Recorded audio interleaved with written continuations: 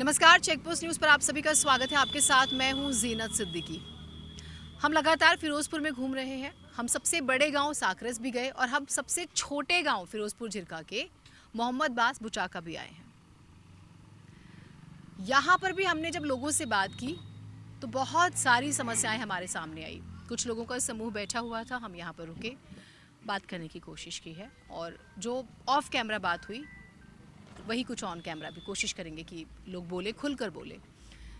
एक शिकायत रही कि मेवात के साथ भेदभाव होता है। आपको क्यों लगता है कि मेवात के साथ भेदभाव होता है? हमें लग रहा है कि हमारे विकास के अंदर ना विकास का कोई काम नहीं होता। यहाँ पे कोई भी विधायक आ जाए, कोई पार्टी आ जाए, कोई आज तक हमारे गांव में काम नहीं हुआ। सबसे मेन समस्या ये है कि आज तक हमारे गांव में पानी नहीं आया, जबकि सारे गांवों में पानी चल रहा है। सप्लाई का जो पानी दिया गया है सरकार की तरफ से, वो सिर्फ हमारी पंचायत के अंदर नहीं चल रहा, सारी पंचायतों में चल रहा है। अच्छा। हाँ। स्कूल कॉलेज का फिर क्या हाल है? पानी की समस्या हो गई। स्कूल जो है हमारे यहाँ है बच्चों का, बल्कि यहाँ हमारा गर्ल स्कूल नहीं है, जो कि 20 किलोमीटर की दूरी पर हमारे यहाँ से गर्ल स्कूल है। लड़कियों के पढ़ने के लिए बहुत बड़ी समस्या है।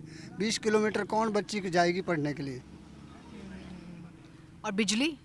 बिजली तो हमारे जो है 24 घंटे में से 12 घंटा आती है, 12 घंटा आती नहीं है।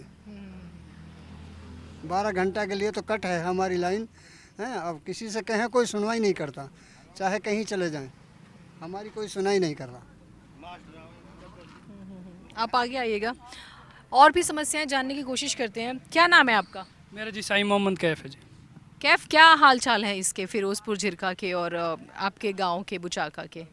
देखो जी, फिरोजपुर झिरका जो हमारा गांव इसमें है, फिरोजपुर झिरका विधानसभा लगता है क्षेत्र, इसमें बहुत बुरा हाल है इस टाइम।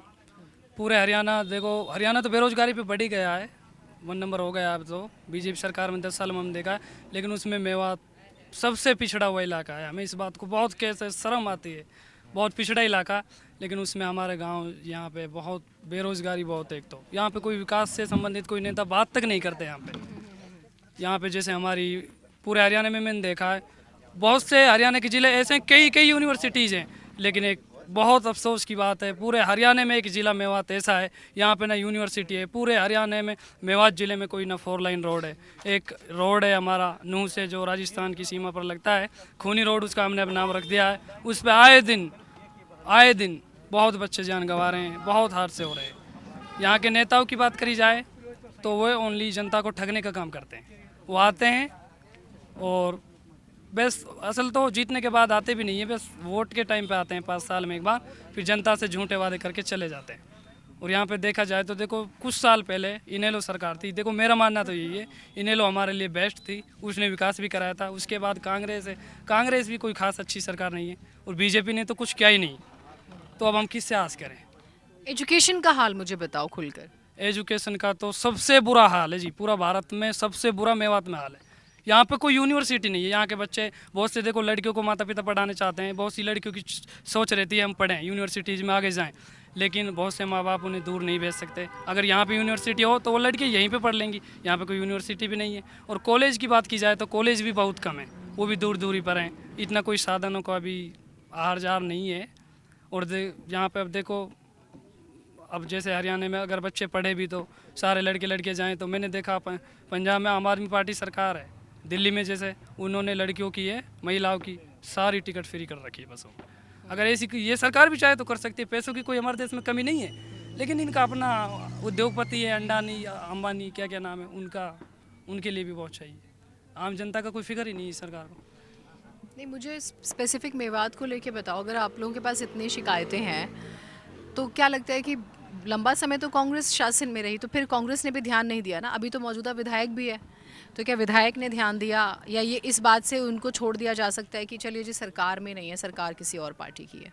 देखो इस टाइम तो वो सरकार में नहीं थे, लेकिन इतना मेरा मानना है, विधायक हो एमपी हो कोई भी, उनको इतना काम मिलता है, अगर ये चाहें तो अपनी विधानसभा को कुछ हद तक सुधार सकते हैं। लेकिन ये सरकार में आकर भी जनता को, ये तो बस ओनली जो इनके खिलाफ रहते हैं उनको जेलों की सलाखों के पीछे पहुंचा देते हैं, आम जनता को साथ लेकर नहीं चलते। जो वोट देते हैं उनकी थोड़ी बातचीत कर भी लेते, जो वोट नहीं देते उनसे तो ये बोलते हैं आपने हमको वोट ही नहीं दी, आप मतलब फंसा देते हैं। ऐसा नहीं है कि अब के वोट नहीं दी तो अगली बार इनसे उम्मीद करें, इनका काम करें तो वोट मिलेगी।